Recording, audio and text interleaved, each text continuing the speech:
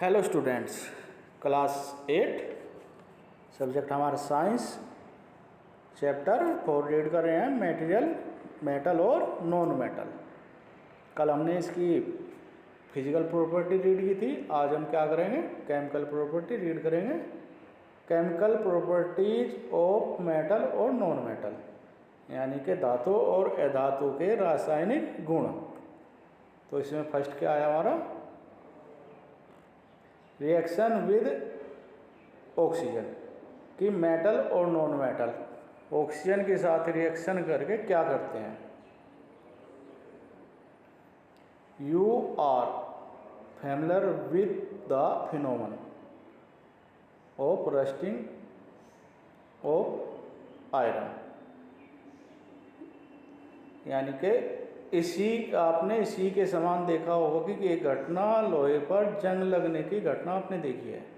यानी कि जब लोहे पर जंग लगता है तो वो घटना इसी के समान होती है, जैसे हमने फिजिकल प्रॉपर्टी में देखा था, रिकॉल द रिएक्शन बाय। तो इस रिएक्शन को क्या करते हैं हम? रिकॉल करते हैं और फिर क्या देखते हैं?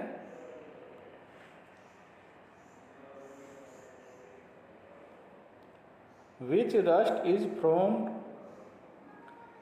कि रस्ट किस प्रकार बनता है। रस्ट जो होता है वो किस प्रकार बनता है। You had also performed in class 7 an activity of burning of magnesium ribbon in air. आपने ऐसी ही एक्टिविटी, ऐसा ही क्रियाकलाप कक्षा 7 में किया था कि जब मैग्नीशियम रेवन को हवा में जलाया था।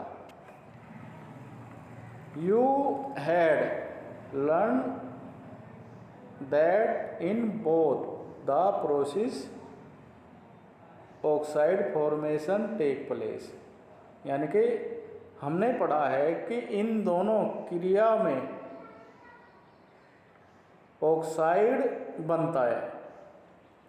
Complete the flowing reaction of iron and magnesium with oxygen. अब हमें आयरन और मैग्नीशियम की रिएक्शन ऑक्सीजन के साथ कंप्लीट पूरी करनी है। तो क्या है हमारी? आयरन Fe, यानी कि जो Fe सिंबल होता है आयरन का, ऑक्सीजन का सिंबल होता है O2, एंड वाटर का सिंबल होता है H2O। तो इन तीनों को अगर हम मिला दें तो क्या बनेगा? और मैग्नीशियम का सिंबल होता है Mg, ऑक्सीजन का O2। अगर इन दोनों को हम मिला दें तो क्या बनेगा? तो हमारा क्या बनता है? Fe plus O2 plus H2O। इन दोनों को मिला दे तो हमारा Fe2O3, ये है हमारा रस्ट। क्या है ये? हमारा रस्ट है, plus H2 hydrogen gas release होती है। Mg प्लस O2, अगर मैग्नीशियम और ऑक्सीजन को मिला दे तो हमारा MgO, यानी कि मैग्नीशियम ऑक्साइड बनता है। अब आपको क्लियर हो गया होगा कि अगर हम आयरन, ऑक्सीजन और वाटर की रिएक्शन करते हैं तो हमारा जंग बनता है। ये क्या है हमारा? जंग, यानी कि रस्ट। Fe2O3 यानी कि फेरिक ऑक्साइड और प्लस हाइड्रोजन गैस रिलीज होती है। इसी प्रकार मैग्नीशियम की रिएक्शन अगर ऑक्सीजन से करा दें तो मैग्नीशियम ऑक्साइड बनता है।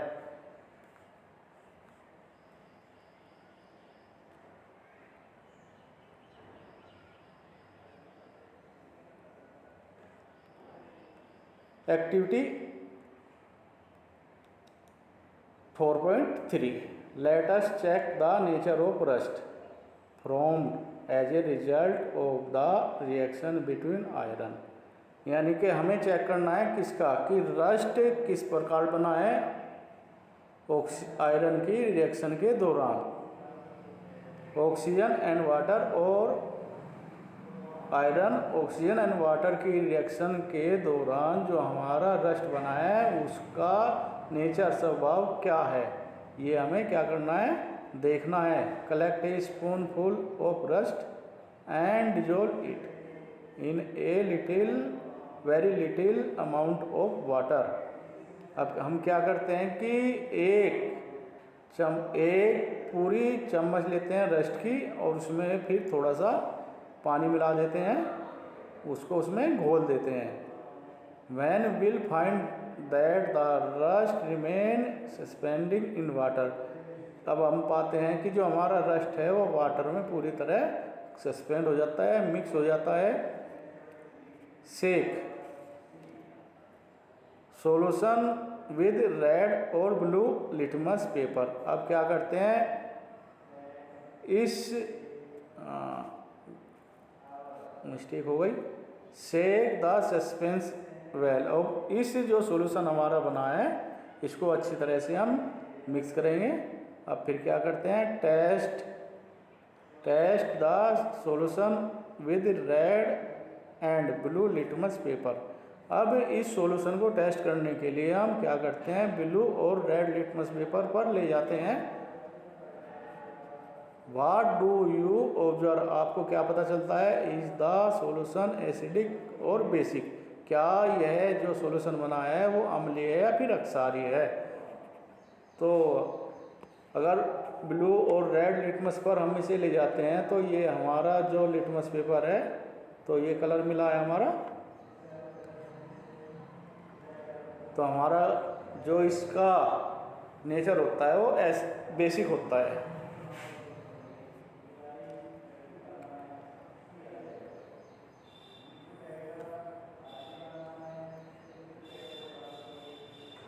Does copper also get rust? क्या कापर पर भी जंग लगता है। I have seen A greenish deposit on the surface of the copper vessel. मैंने कापर के बर्तनों के सतह पर एक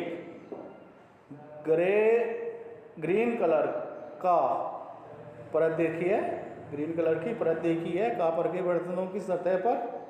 तो ये क्या होती है, ग्रीन कलर की परत। When a copper vessel is export to most air for long, यानी कि जब हम लंबे समय तक कापर के बर्तन को नमीदार हवा में रखते हैं, it required a dull green coating. तो इसके ऊपर एक डल ग्रीन कोटिंग यानी कि एक चमकदार परत जम जाती है जो किस कलर की होती है, ग्रीन कलर की होती है। The green material is a mixture of copper hydroxide and copper carbonate. जो ये ग्रीन कलर की हमारी कोटिंग चढ़ी है कॉपर के बर्तन पर, ये किसका मिक्सचर होती है, कॉपर हाइड्रोक्साइड का और कॉपर कार्बोनेट का।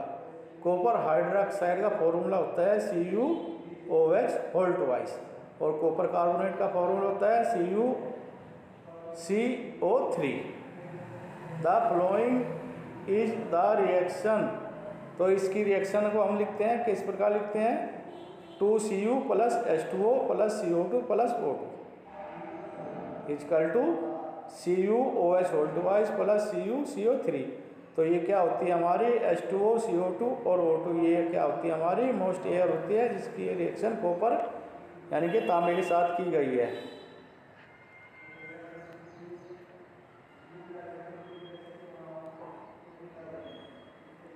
Now recall the activity of burning magnesium ribbon. अब इस एक्टिविटी को हम मैग्नीशियम रिबन पर करते हैं कि मैग्नीशियम रिबन को जब हम बर्न करते हैं तो क्या होता है। The S obtained on burning magnesium ribbon is dissolve in water and tested for its acid और based nature.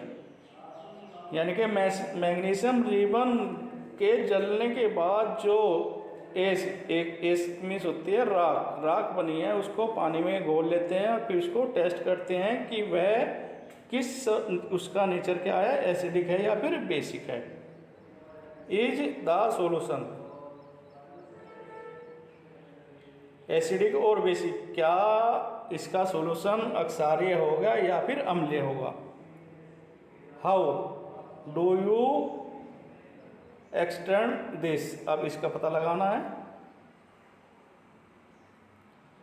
You must have dissolving observed, you must have observed that the red litmus turn blue, हमने देखा है कि जब लाल litmus blue colour में बदलता है। So oxide of magnesium is also basic in nature, तो मैग्नीशियम का जो ऑक्साइड होता है वो उसका नेचर क्या होगा? बेसिक होगा। यानी कि जब रेड लिटमस का रंग अगर ब्लू कलर का हो जाए तो ये क्या होता है? बेसिक नेचर का, यानी कि बेसिक नेचर को इंडिकेट करता है blue colour. Is general metallic oxide are basic in nature, सामान्यतः जो धात्विक ऑक्साइड होते हैं, धातु से बने ऑक्साइड जो होते हैं उनमें उनका नेचर बेसिक होता है। Let us now observe this reaction is non metal with oxygen, अब यही रिएक्शन, इसी प्रकार का परीक्षण हम नॉन मेटल की ऑक्सीजन के साथ रिएक्शन करके कराते हैं। तो हमें क्या मिलता है?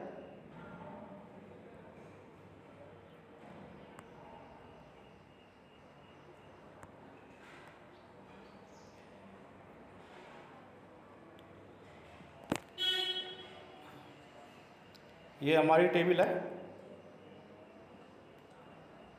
Table 4.4 metal and non metal in acidic और बेस, यानी कि इस टेबल में मेटल और नॉन मेटल के एसिड और बेस हैं। तो हमें क्या बताना है? नेम द बेस, उसका बेस का नाम बताना है, और बेस में कौन सी मेटल है, कौन सी धातु है, नेम द एसिड, एसिड का नाम, और फिर उसमें कौन सा नॉन मेटल है।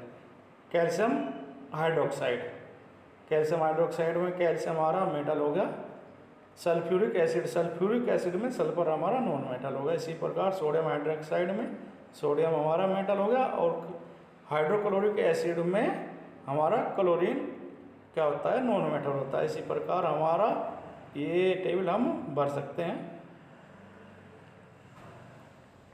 The name of the product form in the reaction of sulphur and oxygen is sulphur dioxide gas, यानी कि उस प्रोडक्ट का नाम बताना है जिसकी रिएक्शन के दौरान सल्फर और ऑक्सीजन से हमारी सल्फर डाइऑक्साइड गैस बनी है। Name sulphur dioxide is dissolve in water, sulphurous acid is formed,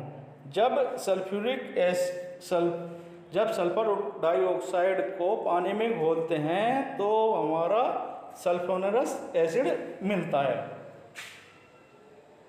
the reaction can be given as follow, तो इसकी रिएक्शन कैसे बनती है? Sulphur dioxide SO2 plus water H2O equal to sulphurous acid H2SO3। The sulphurous acid turn blue litmus paper is red, देखो यहाँ उल्टा हो जाता है, यानी कि जो सल्फोनरस एसिड है ब्लू लिटमस को लाल करता है, तो क्या हो जाता है हमारा? Generally oxide of non metal are acidic in nature, तो सामान्यतः जो नॉन मेटल से बने हुए ऑक्साइड होता है उनका जो नेचर होता है वो एसिडिक होता है। यानी कि मेटल में क्या होगा? बेसिक होगा, यानी कि जो रेड लिटमस है वो ब्लू होगा। तो हमारा अगर रेड लिटमस ब्लू हो जाए तो हमारा जो नेचर होगा वो बेसिक होगा। अगर हमारा ब्लू लिटमस रेड हो जाए तो नेचर कैसा होगा? एसिडिक होगा।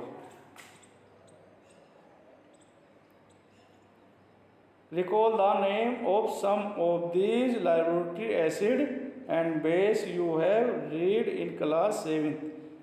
कक्षा 7 में हमने इसी के समान लेबोरेटरी में जाकर एसिड और बेस देखे हैं. Note down their name in table 4.4. तो उनका 4.4 टेबल में हम नाम लिख सकते हैं. आइडेंटिफाई द मेटल और non metal present in them which from oxide with oxygen. इस प्रकार हम मेटल और नॉन मेटल की उपस्थिति उनके ऑक्साइड में ऑक्सीजन की उपस्थिति के कारण पता लगा सकते हैं कि कौन हमारा मेटल है और कौन नॉन मेटल है. थैंक्स.